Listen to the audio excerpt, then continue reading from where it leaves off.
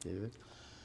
Hello, I'm David DeCosmo. Welcome to our second edition of a brand new program here on Electric City Television. This is ECTV Live. I help with the production and co-host on occasion, but our main host, is the Honorable Judge Tom Munley. And Tom, welcome to show number 2. Show number 2, David, and I am so excited. And I love the name, ECTV Live. It sounds so good. And what this station is doing for Northeast Pennsylvania is wonderful, David. You and I talked about it a lot of times. Yeah. It's just a wonderful event. We're doing it live, actually, so if anybody ever wants to come and watch, they can just stand right in front of our window. Sure. Now, I know we're not as big as the Today Show, but maybe someday we will be, David. Well, we should point out, too, that while we are doing this live, that thanks to the facilities here at ECTV, we're able to rebroadcast the program generally around noon each weekday and again late at night. So if you can't catch us live, you can catch a replay. And That's I know right. they've done that with show number 1, which was all about The Office. That's right. This one's a little bit different. This one's a little bit different. We have a great guest, Beverly Peffer, who is, and I have it written down here, David, the Pocono Equestrian Center. We're going to talk about horses today, Beverly. Thanks for having me. So Thank tell you. me something. I don't know anything about horses. I don't know if you do, David. I don't think I've ever been on a horse. I was on a pony at a carnival. That's about as far as it goes. How about you, Beverly? Tell us about the Equestrian Center. Well, the Equestrian Center has been around since February of 2003, so we've been around for a while. We do many different things, but we specialize with the therapeutic riding with special needs children and youth in our community and Where are you surrounding located? communities. Tell us that. Oh, well, we're located in Moscow. We have Pocono Stables in Moscow. It's right off of 502 and 307. All right, and one question I have is, I have a 10-year-old son who wants to learn how to ride a horse. Is this just for special needs children, or could anybody take lessons? No, we have other programs. A lot of people know us, though, with therapeutic riding, but that's one thing is we have youth groups. We're trying to build our youth groups because a lot of people do know us with therapeutic riding. It is for any child and youth or young adult. We have volunteer programs for volunteer service learning, high school students, it doesn't matter. You know, kindergartners, school programs. That sounds wonderful. David, wouldn't it be nice if the two of us took in our car, we'll drive up there, and then maybe we'll get on a horse? I actually have enjoyed horseback riding on occasion. It's been a while now. But I must tell you this, when I think about my experience with riding, I picture a very, very large animal. I picture an animal that's used in some cities in law enforcement circles where a horse is used for crowd control. And so I think of an animal that, again, is large and intimidating. And so I am perplexed, I am amazed that an animal of that size can be used for therapy for children. How on earth does an animal like a horse equate with therapy for kids? Well, you know, they have dog therapy. It's just a little bit bigger, a little bit. And it's basically, it takes a lot of training, a lot of time and patience. But the horses really identify, just like the dogs do. They identify with the kids. And we have one horse that we've had for 4 years now. She was very sensitive as to touching her behind and her belly and all that stuff, and she's now, you know, if you have a child on her, what happens is if a child moves before the naked eye can see it, like they can feel the muscle movement, she'll stop. And then we're like, why are you stopping? You know, because we didn't see it yet. Well, she felt it, and we didn't see it, of course, but and we're like, okay, no, it's okay. Keep going. It's okay. She's okay, or he's okay. So they identify with, you know, with the kids, and they know if you know what you're doing or you don't. They can feel that. This started as a personal thing with you, did it not? Well, I've been around horses since I was a real little girl. Okay. Real shorter smaller. You know, I'm not very tall. Are you running this, Beverly? Is there a corporation that you're the president of this organization? Yeah, I'm one of the founders of the Okay. nonprofit organization. Okay. And your son was Yeah. one of the first students involved. Tell us about what we're seeing here. This is a photo of my son and our first horse, and he was 4 at the time. This is Phoebe, who is now 9. She's turning 9. Let's get it right at the camera, and we'll be able to zoom in on that. Now, so your son had some sort of a medical problem, or a No, he just wanted to check out the horses and see what Okay. they were about, and he was helping me at that point train her to because she was she was 3 at the time, 2 or 3, and she was learning, and so because I knew he wasn't afraid, there's no fear in that young of a kid, you know, and my husband was nearby, which of course you can't tell. So he was like, hey, let me check this out. So he, you know, him and her bonded. Now today, he can ride her and say, let's go. And it's like they never left. It's like he's 4 again. well, how did it expand then into where you're actually providing therapy for other children? And what types of, if I may use the word affliction or problems, do you deal with in terms of the kids?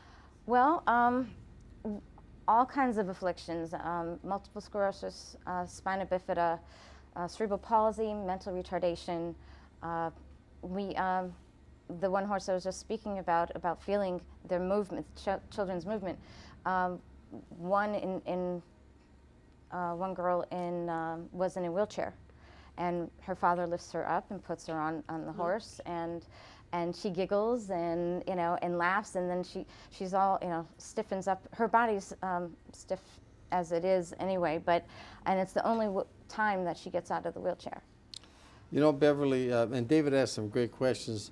One question I want to ask, it might not be on a positive note, but when people think of somebody riding a horse, the general population, they think of Christopher Reeves, and they think of how he was thrown from the horse. He lost his life after a couple of years. I mean, that's a concern if people are watching this show. So, do you have any precautionary measures that you use? Well, we do everything on safety. Everything's safety first. We try to, you know, we have all these papers that the families have to fill out. We explain to the families that they have to wear helmets.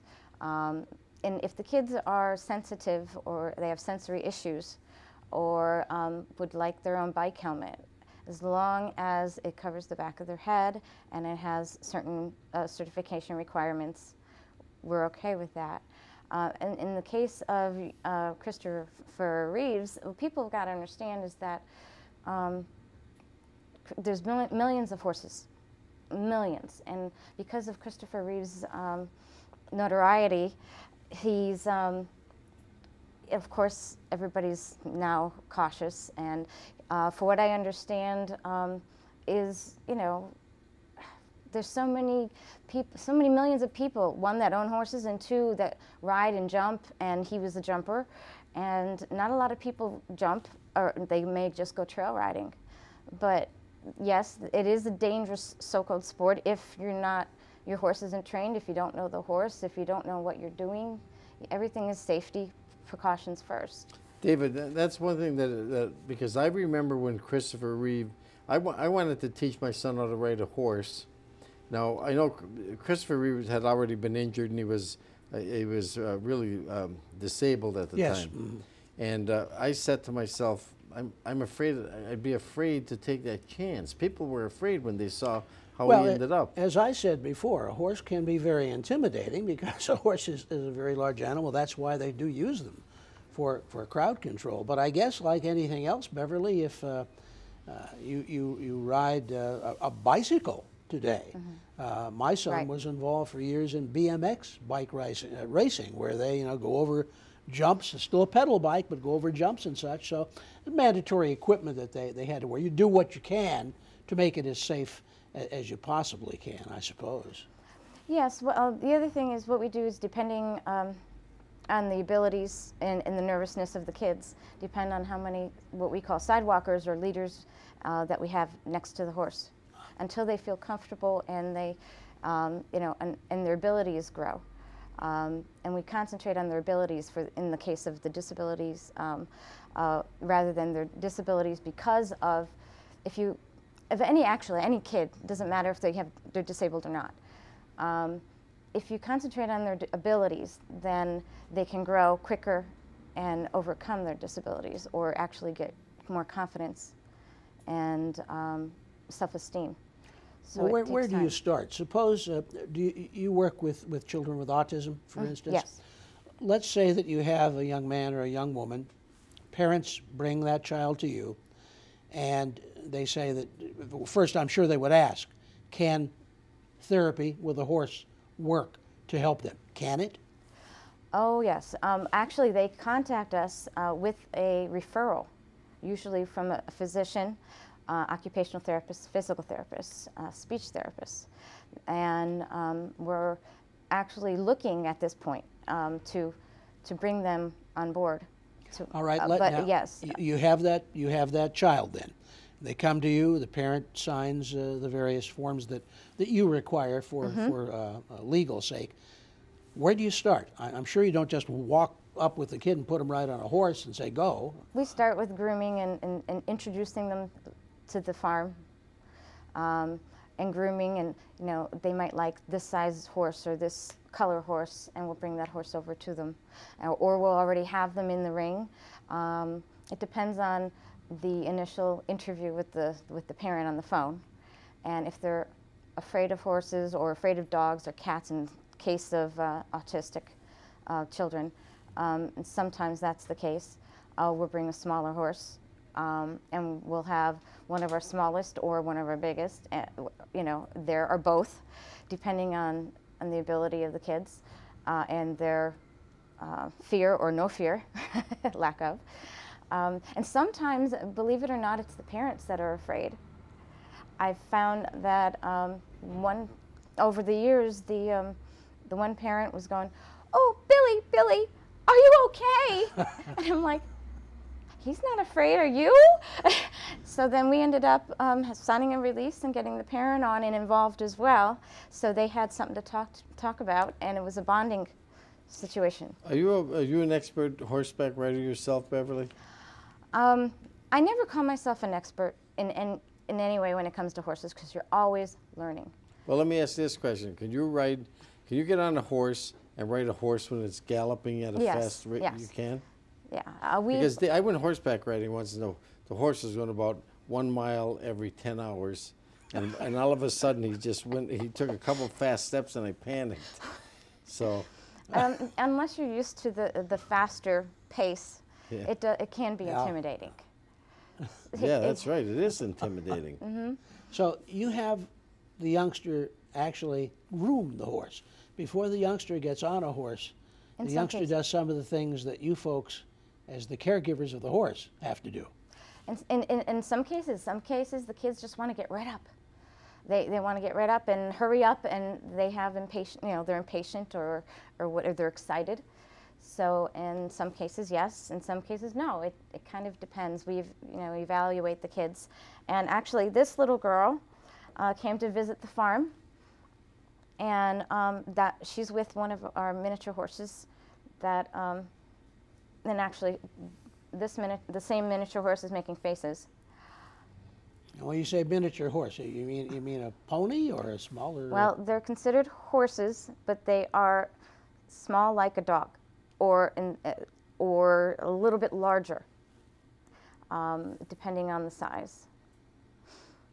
I wonder if you can give us any example of a case, without mentioning any names for the sake of privacy. Someone who's come to you with a particular ailment and or affliction has gone through the program and the results. Okay, we have a young girl. Started with this when she was about 16 with some mental retardation.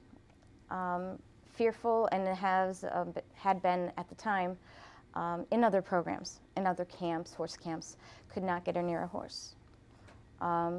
she gradually, you know, she didn't want to get her hands dirty. You know, she gradually, we got her on, took 6 people to help her on. She wanted to get on, but she had high anxiety.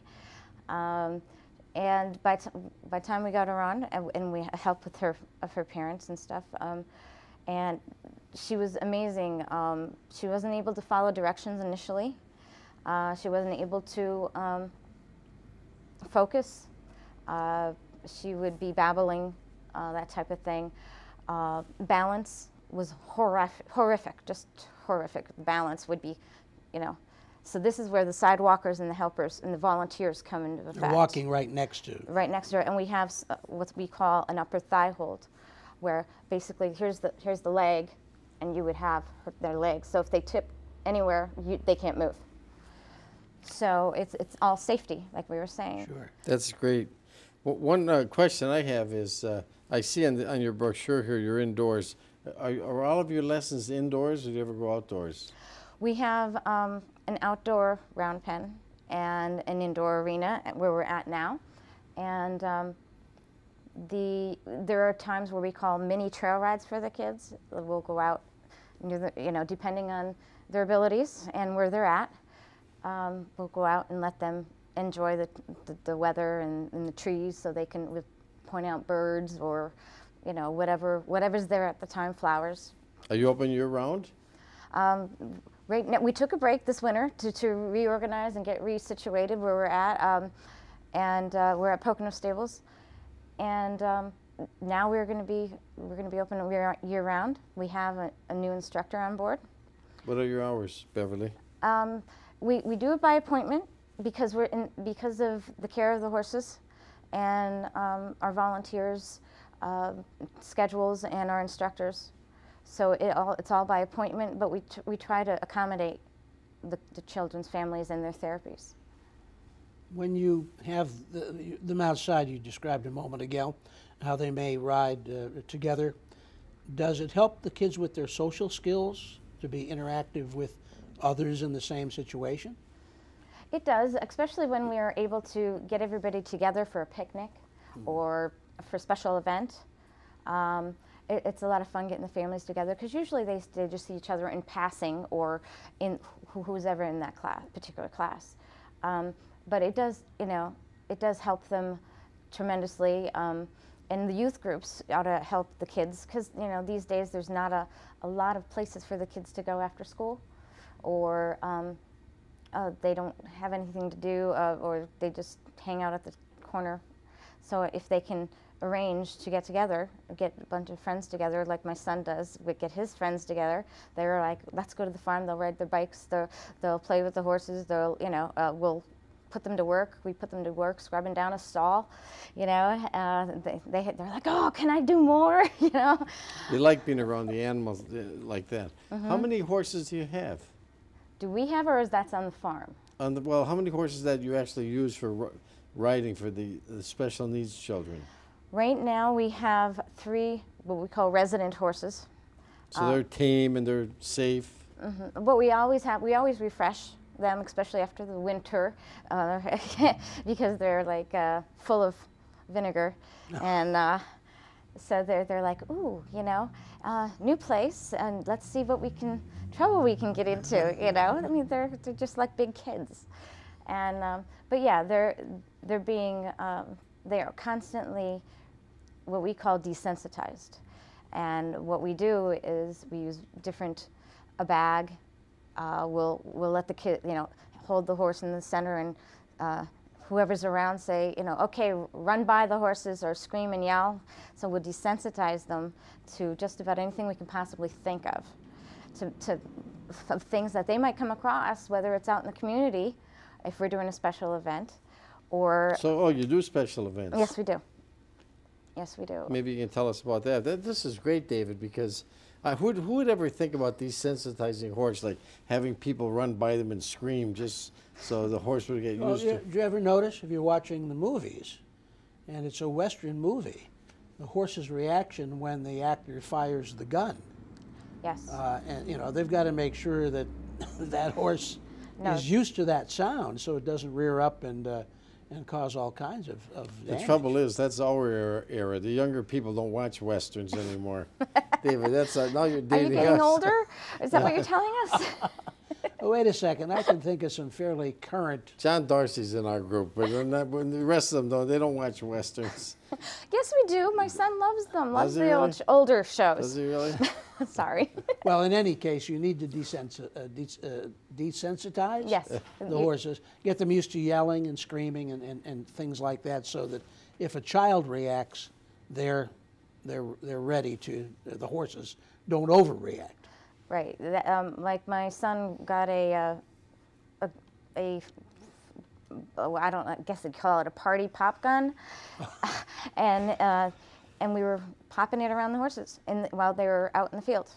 Well, now we've been talking about how this helps the kids, and I want to hear more about that. But I also get the feeling you're helping horses, because you used the term before we went on the air here on ECTV Live today about horses that you'd rescued. So where are these horses coming from, and how does that fit into this? Well, that's a good question. He was quite surprised about where our horses come from. A lot of people do contact us to take in horses. Actually, we have people have been finding us on Facebook, and our volunteers will go in and post it. You know, a few of our consistent volunteers know my information, and posting is me, of course. I know you're not supposed to give out your password, kids. But the horses come from, the other part of our mission is a rescue and retrain and save horses that are unwanted or neglected. So these are horses that may have been on a farm. Maybe they were somebody's pet and that somebody isn't around anymore. And they could have passed on. They could, someone lost their job.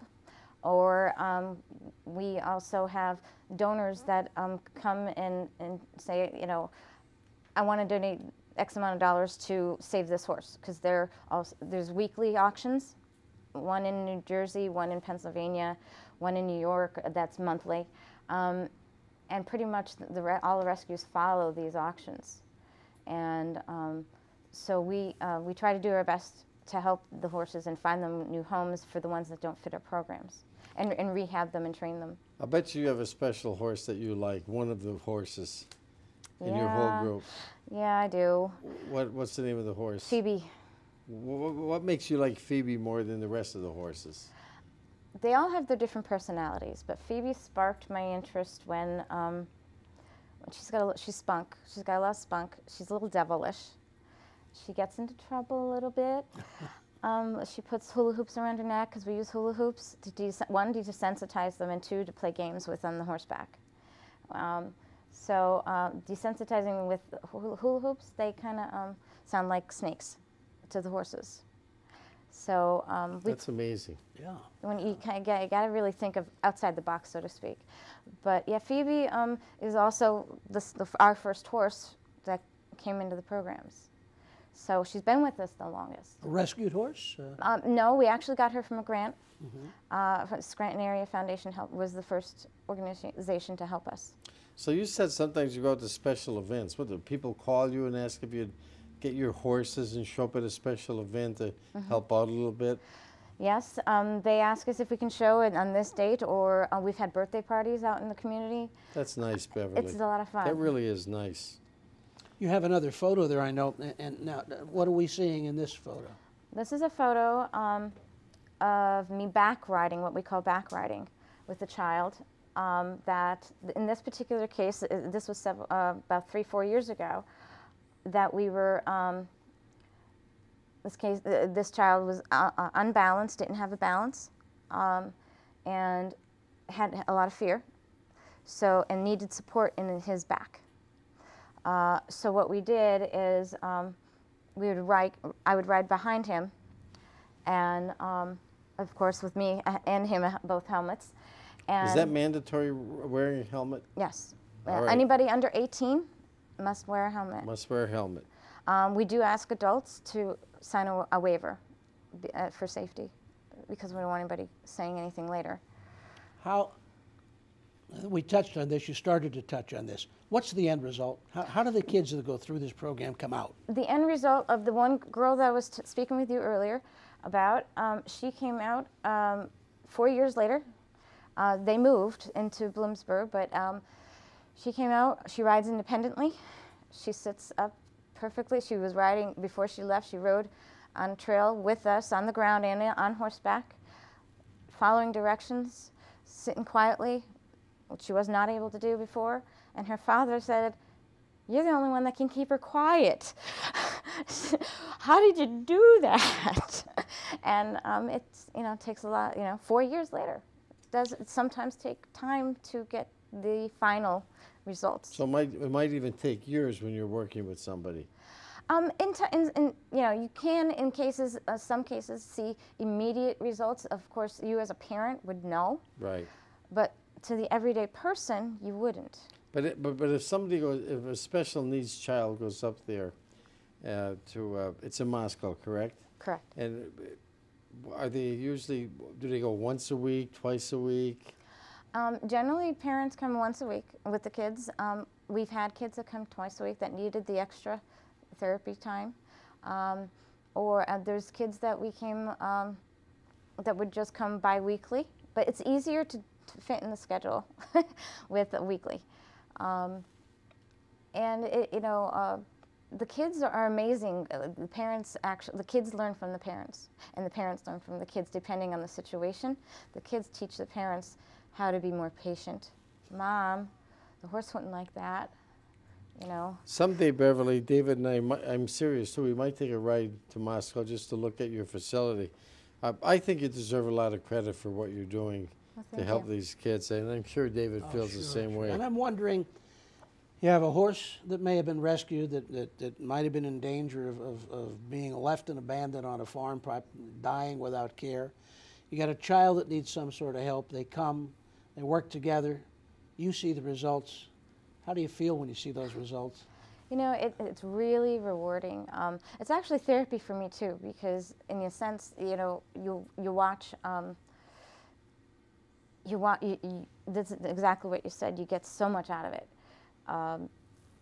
The horses, you bond with the horses because you're caring for them, and the volunteers are caring for them. The kids come out smiling, and that's all you need.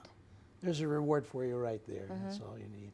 I think that our time is just about up, Judge. So yes, and David, I'll tell you what, I was serious about us going to visit that would be great. Beverly's facility. Beverly, as again, I don't want to state again, but I will state it again. I think you're doing a great job. Thank you. It's so nice to see people in the community try to help other people, David. That's why we're doing this show on ECTV, because actually it was David's idea to do this to let people know what everybody in the community is trying to do, and you're one person who should be mentioned as somebody who's trying to help people, well, Beverly. Thank you. So, as David said, we are out of time, and I want to say that. Well, David, I just got notice. We have 2 minutes left. If we still want to ask Beverly one more. A little short for a riding lesson. Yeah, maybe. Yeah, A little short. but I do have a question, because it is on a riding lesson. Are the lessons usually like 20 minutes, 30 minutes, or is it just whatever you think is right for the child? In general, 50 minutes to an hour. That long? The younger children, we may not be on the horse, as I was explaining before, but they may be on the horse a half hour, and then grooming or learning how to care for the horse, depending on their abilities again, and for a youth group, it's completely horsey oriented. We could do anything, absolutely anything. All right, Beverly. Now we are out of time, David. I just got those. On behalf of Beverly Peffer and David DeCosmo, who's one of my best friends in the whole world, this is Tom Munley signing off on ECTV Live, our second show, a great show. See you next Monday. And by the way, we're lucky because ECTV runs this show usually at noon almost every day. So watch it. You're going to enjoy yourself. We'll see you live next Monday.